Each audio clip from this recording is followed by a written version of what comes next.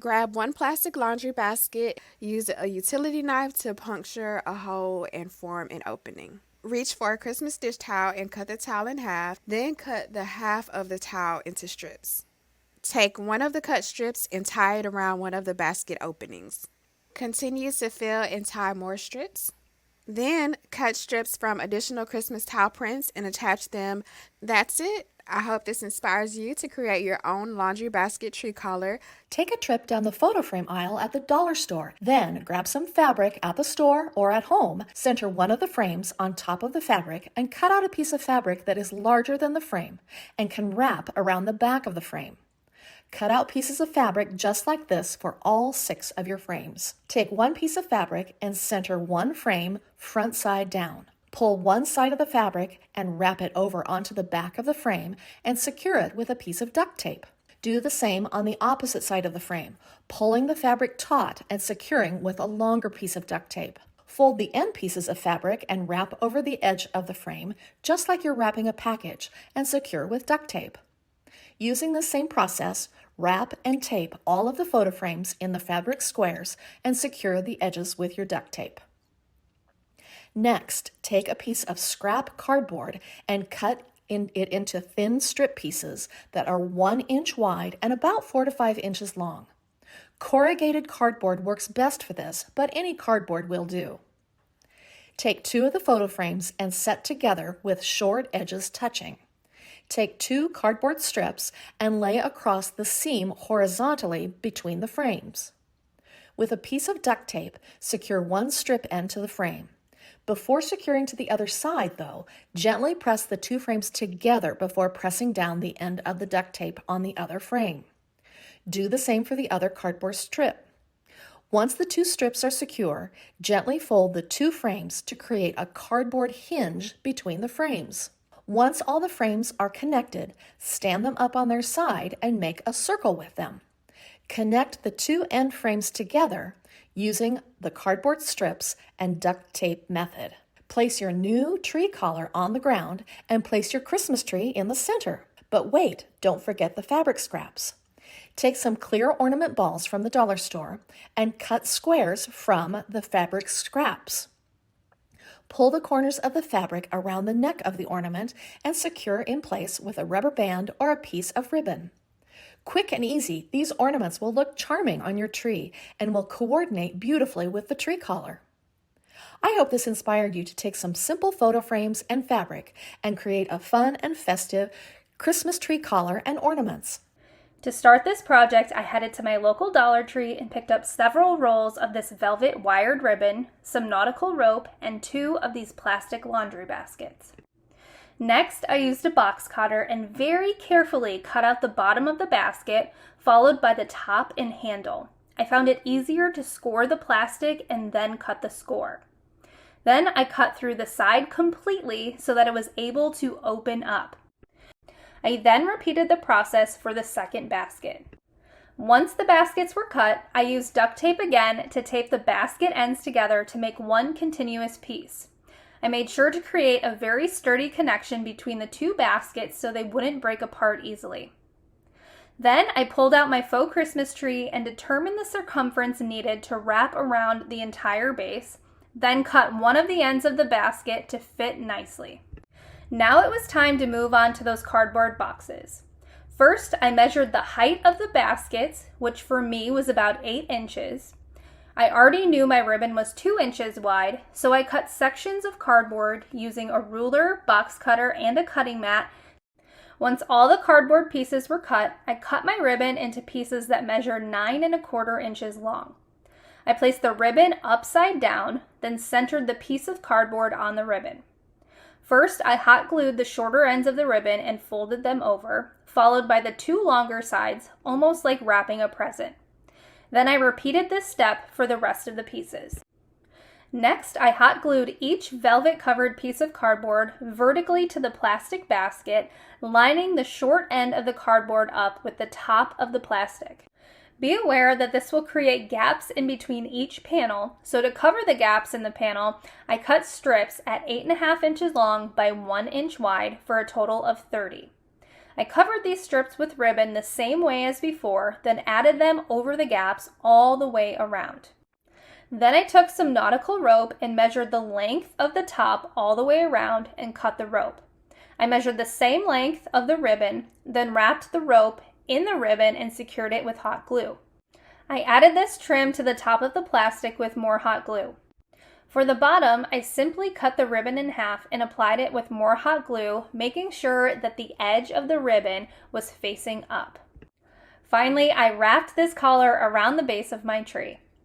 This project was so easy and so inexpensive, and I'm so happy with how my wash basket Christmas tree collar came out. I hope this inspired you to make this inexpensive tree collar this holiday season to make your Christmas tree stand out and look extra beautiful. I was shopping online and found the coolest tree skirt made out of layered ribbon, but it was $325. So I thought, I'm gonna try and make this myself. I think I'll have a better idea exactly the order I'm gonna go in once I start, but I think this is how I'm gonna layer up the ribbon. And the look I'm going for is quite ruffly, so I'm gonna take my hot glue gun and just start kind of at this place where I'm gonna cut eventually for the slit. And this is gonna get pretty repetitive, but I'm just going to glue my ribbon down. And then to get that ruffled look, you're just gonna fold back and glue this piece down. So you're just gonna get a little bit of that ruffle look, and then I'm just gonna layer up all the way through. So repeat that same step. Okay, I finished my white ribbon all the way around the edge, and I did run out about right here, but I had some other on hand. As you can see, it's not as tall. This is a 2-inch ribbon, but it's not gonna matter because the next color is gonna layer over the top, so you're not even gonna be able to see that. I'm just gonna repeat all the same steps.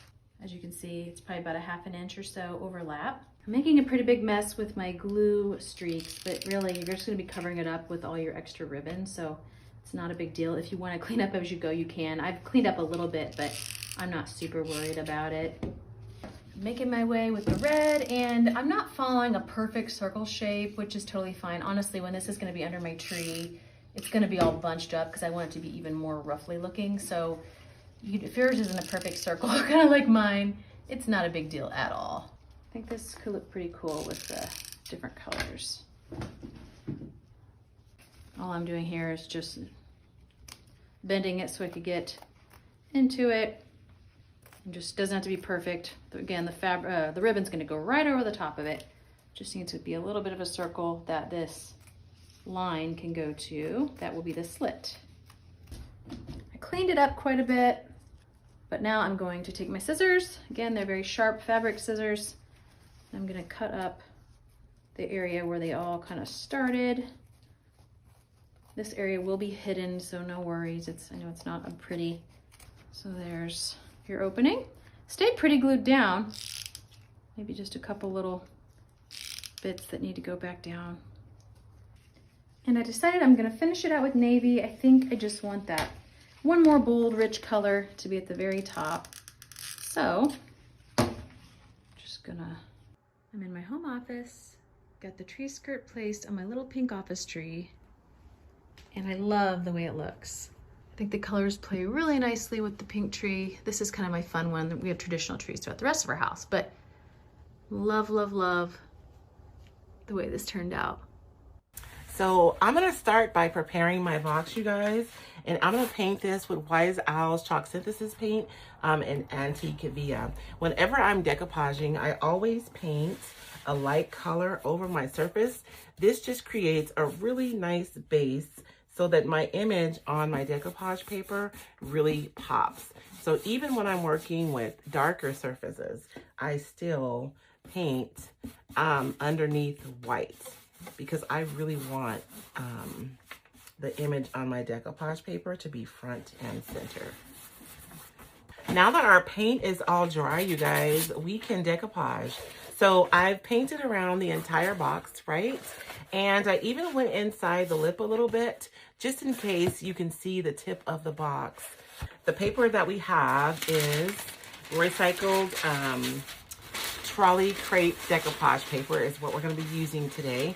And so I even like having the topography on here. I think it's going to be really, really cool. So we're going to decoupage this box just like we decoupage anything else. And rather than try to wrap the box I'm just gonna decoupage each section separately. So let's start with this one. And I have a little overhang here. It's about 1/2 inch. And I'm gonna trim this side to be about 1/2 inch over as well. I'm gonna take this plastic wrap, you guys, and I'm just gonna like ball it up and make myself like a little pad. This is gonna help me smooth out my paper. It really does reduce the amount of friction and gives me a little bit more freedom to manipulate my decoupage tissue once it's wet. I'm gonna do this in sections. So I'm gonna put this first row down, making sure to leave a straight line so when I fold my paper back, I don't have any issues. And you know what? I'm actually gonna go up a little bit so that we can wrap this around the top just in case someone can see inside the box a little. So,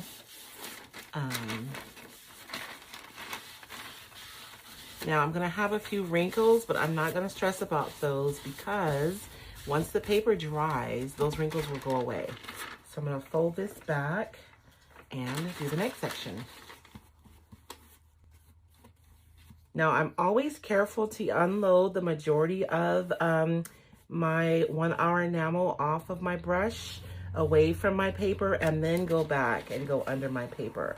I don't want to put a ton of product right under my paper because then you'll see exactly where you stop and start.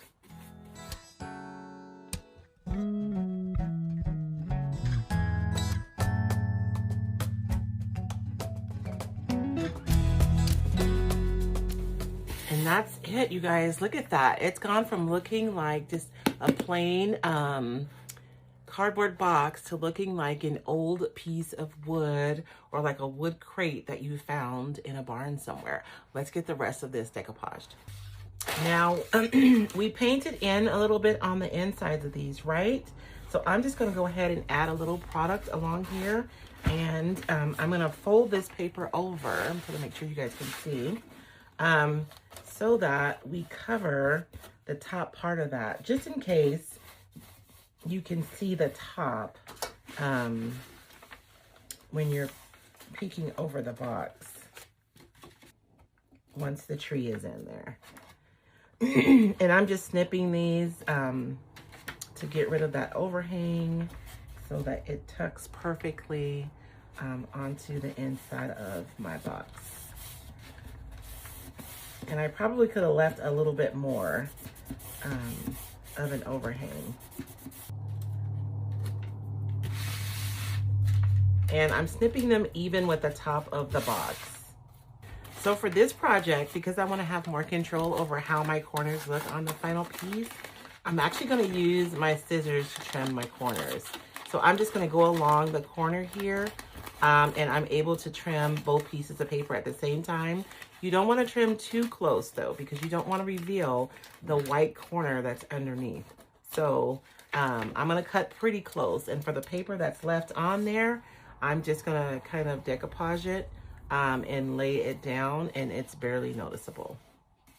And then I'm just going to go ahead and decoupage these bottom flaps down under my box. You guys, now that we have our box all wrapped and it's looking all yummy and looking like a distressed crate, we are going to seal this. Now, my tree that I'm putting in here is going to be a fake tree. So I'm not worried about water or anything like that. And I don't know that this would be a good idea for a tree that you have to water. But if you were going to use it with a tree that you have to water, you want to just be sure and seal it inside and out with the marine grade sealer. And that's it. Thank you for watching Home Talk. We'll see you next time.